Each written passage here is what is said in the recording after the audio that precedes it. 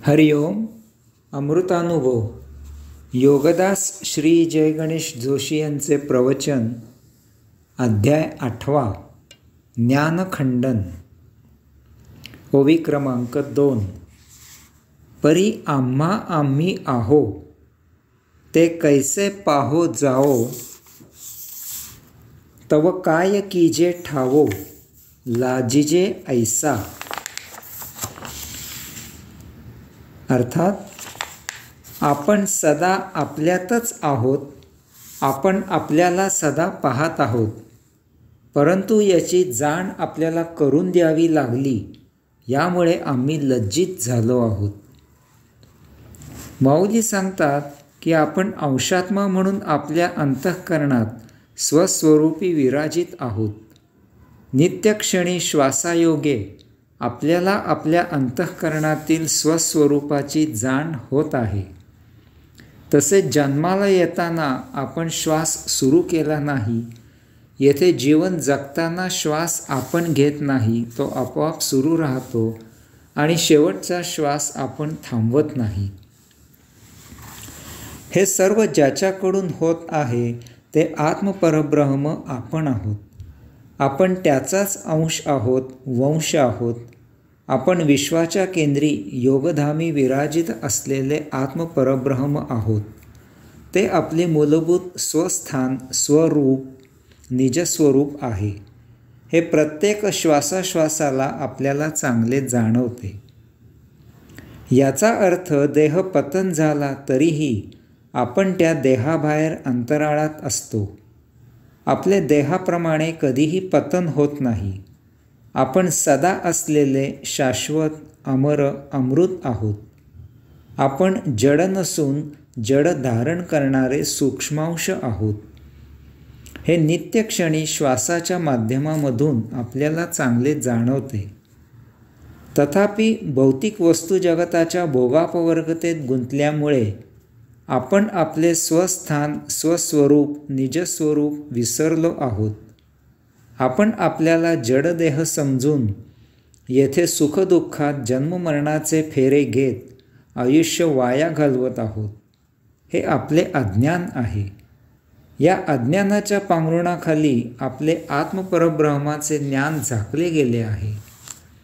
गुरुदेव हे पांघरुण दूर करतात आणि त्यायोगे आपले अज्ञान नष्ट होते.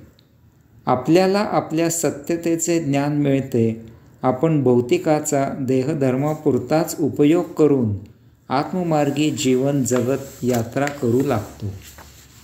आपल्या आयुष्यामधून सुखदुःख समूळ नष्ट होते आणि तेथे कैवल्यानंद विराजित होते. आता तर आपल्याला लाज वाटू लागते की अज्ञान आणि ज्ञान या भावना, कल्पना होत्या आणि अशा भ्रामक गोष्टी आपण बाळगून होतो. यासाठी गुरुदेवांना आपल्या मिथ्या, अज्ञान, ज्ञान या पलीकडील विज्ञान आपल्याला समजावून द्यावे लागले. हे असे घडले. रात्री घरी येत होतो, तथापि अंगणात 4 चोर हातात शस्त्रे घेऊन उभे आहेत असे दिसले. अंग कंप पाहू लागले. भीतीने गठडी वळली. पुढे पाऊल टाकणे अशक्य झाले. दातखिळी बसली. मदतीसाठी हाक मारणे अशक्य झाले. तेथेच उभे राहून कसे तरी थरथरत रात्र काढली. हळूहळू रात्र सरली आणि सूर्यदेवांनी प्रकाशाचे साम्राज्य स्थापन केले. तेव्हा लक्षात आले की ते 4 चोर नसून आपणच अंगणात लावलेली 4 छोटी छोटी झाडे आहेत. आता लज्जा प्राप्त झाली की तेथे चोर होते हे काळोखातील अज्ञानही नव्हते, किंवा तेथे झाडे आहेत हे प्रकाशातील ज्ञानही नव्हते, आणि आता या सर्वांची जाण हे विज्ञानही नाही. सर्व मिथ्या भावनेचा, कल्पनेचा, मनाचा खेळ होता. याचप्रमाणे भौतिकाचे अज्ञानही नाही, अध्यात्माचे ज्ञानही नाही, याची जाण करणारे विज्ञानही नाही. आपण आहोत हे इतकेच सत्य आहे. अज्ञान, ज्ञान या द्वैताच्या पलीकडे आपण अद्वैतात आहोत. नाही, द्वैत आणि अद्वैताच्याही पलीकडे आपण आहोत. नाही नाही, अज्ञान, ज्ञान, विज्ञान या त्रिपुटीच्याही पलीकडे आपण एक केवळ अस्तित्व आहोत, चैतन्य आहोत, आत्मपरब्रह्म आहोत. बस, हे इतकेच सत्य आहे. याची जाण करून द्यावी लागते. हे लज्जास्पद आहे. ओवी क्रमांक 3. हा ठावोवरी गुरुराये, नांदविलो उवावे, जे आम्ही न समाये, आम्हा माझी. अर्थात गुरुरायांनी आपल्याला आपल्या मूळ मुक्कामी नेऊन परमकैवल्यानंदात विराजित केले. इतका कालावधी आपण तो आपल्यात सामावून घेत नव्हतो, परंतु आता याचा परमानंद इतका ओसंडत आहे की तो आपण आपल्यात सामावून घेऊ शकत नाही. 2 अर्थ. या ओवीचे भाषांतर नीट निरखले तर असे लक्षात येईल की या ओवीची जी दुसरी ओळ आहे तिचे 2 अर्थ आहेत. ही ओवी समजण्यासाठी हे दोन्हीही अर्थ एकाच वेळी समजून घ्यावे लागतात. येथे 2 अर्थ आहेत आणि सकृतदर्शनी ते एकमेकांच्या विरुद्ध असल्यासारखे वाटतात, तरीही ते एकमेकांना पूरक आहेत. त्यामधूनच पहिल्या ओळीचा अर्थ सार्थ होतो. अज्ञान. आपण येथे सृष्टीलीला साक्षी राहून अवलोकन करण्यासाठी जडदेह धारण केला आहे. तथापि सृष्टीलीला अवलोकन करताना आणि येथील भौतिक वस्तुजगत देहधर्मासाठी वापरताना आपल्याला देहादी इंद्रियांना या वस्तुजगताची लज्जत निर्माण झाली. आपण या भौतिकाच्या सान्निध्यात आलो आणि त्याच्या भोगापवर्गतेत गुंतून गेलो. यात आपण इतके गुंतून गेलो की आपण आत्मपरब्रह्माचा अंश आहोत ही आपली ओळख आपण विसरलो आणि आपण या भौतिकाचा उपभोग घेणारा देह आहोत अशीच आपली समजूत झाली. हेच आपले अज्ञान आहे. आता आपण या अज्ञानाच्या आधारे आयुष्य जगू लागलो. योगगुरू, संत, सज्जन यांनी कितीही समजावून सांगितले तरी आपण त्यांचे ऐकायला राजी नाही. उलट त्यांनाच आपण वेडे समजत आहोत. या सुंदर सृष्टीचा उपभोग घेण्याऐवजी हे आत्मपरब्रह्म काय करत बसले आहेत, कशाला हे जन्माला आले आहेत, असे विपरीत बोल त्यांना आपण ऐकवत आहोत. आम्ही आमच्या अज्ञानामधून दूर व्हायला तयार नाही, उलट दिवसेंदिवस त्यात जास्त रुतत जात आहोत. यालाच येथे माऊलींनी इतका कालावधी आपण तो आपल्यात सामावून घेत नव्हतो. जोपर्यंत अज्ञान होते तोपर्यंत आम्ही या योगगुरू, संत, सज्जन यांचा बोध ऐकत नव्हतो. आमच्या बुद्धीत तो सामावून घेत नव्हतो.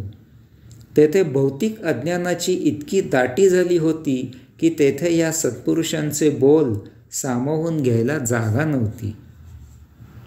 ज्ञान. तथापि याच योगगुरू, संत, सज्जन यांच्या पावन सान्निध्यात आता आपले अज्ञान दूर झाले आहे. आपल्याला ज्ञान प्राप्त झाले आहे. आपल्याला आत्मभान आले आहे. आपण आत्मज्ञानी झालो आहोत. यालाच येथे माऊलींनी परंतु आता याचा परमानंद इतका ओसंडत आहे असे म्हटले आहे. आता आपली भौतिकाची ओढ दूर झाली आहे. भौतिकाचा देहधर्मापुरताच उपयोग आहे हे उमजले आहे. या भौतिकाची तेवढीच लायकी आहे याचे भान आले आहे. आपण इतके दिवस भौतिकाच्या नादी लागण्याचा वेडेपणा केला याची आता लाज वाटत आहे. इतके वर्ष आयुष्य वाया घालवले याची जाण आता आली आहे. तथापि आता भौतिकामुळे जे सुखदुःख होत होते, त्याचे जे क्लेश होत होते ते आता थांबले आहेत. यामुळे प्रथमच आनंद म्हणजे काय ते उमजले आहे. भौतिकाचे अनावश्यक उपभोग घेऊन सुखदुःखात गटांगळ्या खाण्यापेक्षा त्यांचा देहधर्मापुरता उपयोग करून त्याला साक्षी राहण्यात आनंद आहे याची प्रचिती आली आहे. आता अध्यात्म, सत्संग, साधना, उपासना, ध्यान यासाठी भरपूर वेळ मिळतो आहे आणि त्यायोगे जीवन आनंदमय झाले आहे. हा आनंद प्रतिदिनी वृद्धिंगत होत आहे. याचा परमानंद ओसंडून वाहत आहे. विज्ञान हा परमानंद इतका ओसंडून वाहत आहे की आता अज्ञान आणि ज्ञान या पलीकडे आपण विज्ञानात प्रविष्ट झालो आहोत. भौतिकाची ओढ संपुष्टात येऊन अज्ञान नष्ट झाले आणि ज्ञान प्राप्त झाले. तथापि आता अध्यात्म, सत्संग, साधना, उपासना, ध्यान ही एक नित्याची बाब झाली आहे. त्याचे अवडंबर राहिले नाही. प्रायः ध्यान हीच आता आपली सहजावस्था झाली आहे.